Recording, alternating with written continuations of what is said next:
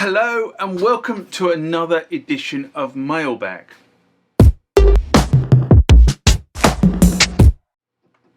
What is Mailbag? Well, Mailbag is a feature of the channel where you guys leave lots of comments on the channel and I attempt to answer those comments, or if I can't answer those comments, I throw it out to you guys who have more knowledge on some of this stuff than I do. So let's get into the first mailbag of this session. Remember, like, comment, subscribe to the channel. Go over to Instagram and follow me there. Go over to Facebook, follow me there. That's where the normal notices are. And consider becoming a Patreon.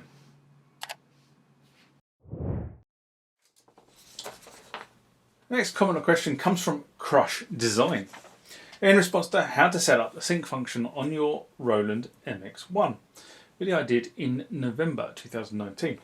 And Crush writes, I'm trying to send MIDI via the external synth via Ableton through the MX-1 using a MIDI cable.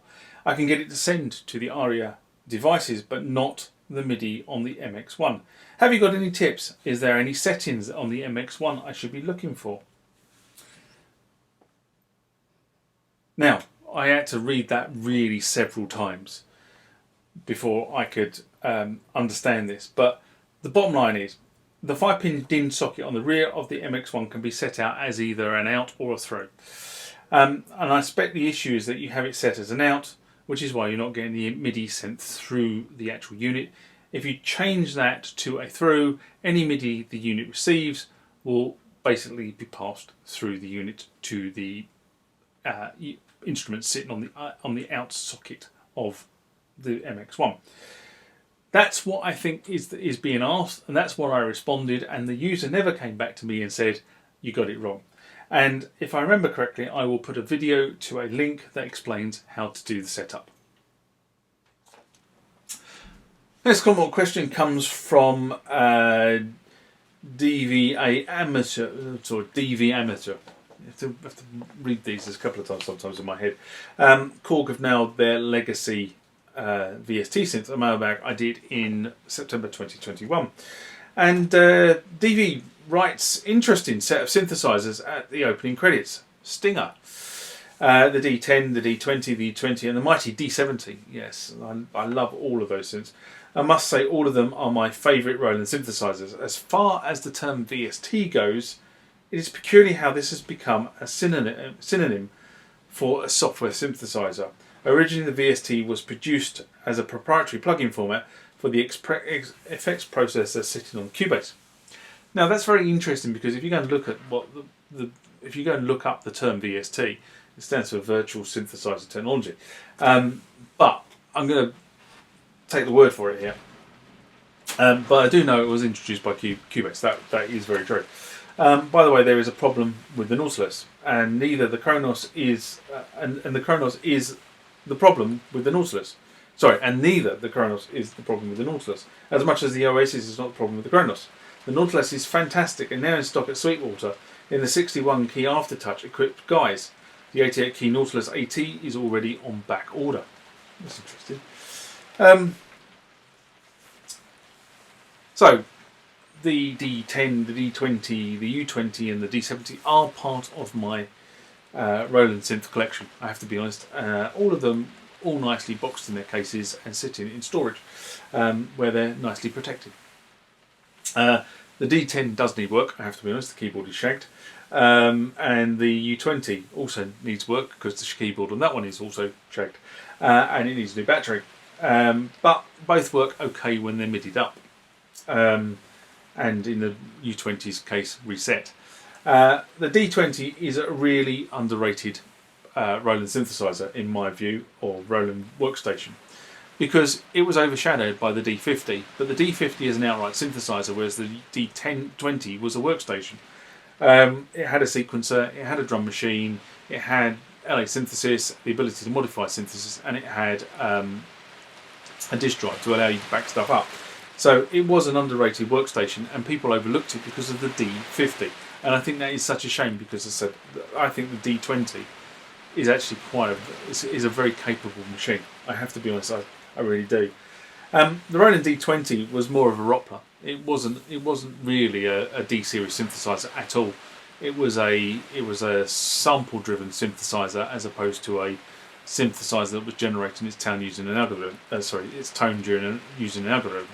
So, but I used it for many years in my studio setup as a MIDI controller until other keyboards came along that took over that function. But believe me, it actually was a really competent MIDI controller in my view. That's the way I look at it. Anyway, back in the day, I used to use Cubase. I still have in a box somewhere the original CD for Cubase, but it won't work on any of my machines because it was written for a version of Windows that has long since died. And I remember when the boxes came, they were about that long. You didn't get one box. You had boxes because of all the manuals that were required for all the different elements of Cubase, and it took me a long time to master it. And of course now I use something different. It's the reason why they don't supply manuals anymore. What they do is they give you a CD with PDFs on it, and even that's a pain in the bum. I mean, I far prefer thumbing through a manual, I have to be honest. And what I've done in the past is I've actually printed manuals out, taken them into work and had them bound, where I've had the facility to do this so that I can actually have a printed manual when I'm trying to work something out. Now, in terms of the Korg Nautilus, I've said this many times, and people keep getting me wrong on this, but I will keep reiterating it. This is a very capable synthesizer and workstation. When I say the problem from a selling perspective is the Korg Kronos, what I mean by that is there is not enough difference between the Nautilus and the Kronos to make Kronos users upgrade. And that's really what I'm trying to get across here, is that's the real problem with the Nautilus, is that the traditional user base that may have upgraded from the prior workstation platform to the new workstation platform to get hold of all those new features don't see a sufficient difference between the two to make them do that. The Oasis was an incredible instrument, and I've got one, so I know. But it was deemed far too expensive on a unit cost basis in terms of how it was constructed, how the user interface activated, the 10-inch screen. I mean, I think the 10-inch screen on the Oasis is absolutely fat. Why they then reduced it to a 7-inch screen? All right, you got colour, but it was a 7-inch screen, and move forward on that basis is a different kettle of fish. But the Kronos is an upgraded Oasis in essence, but it's made from a cheaper component stack than the Oasis was, and that was the reason why the Oasis. But a lot of people didn't upgrade from Oasis to Kronos. A lot of people who went to Kronos upgraded from Triton and M3 because they were the platforms that were really in use when the Kronos came into being. So bear that in mind.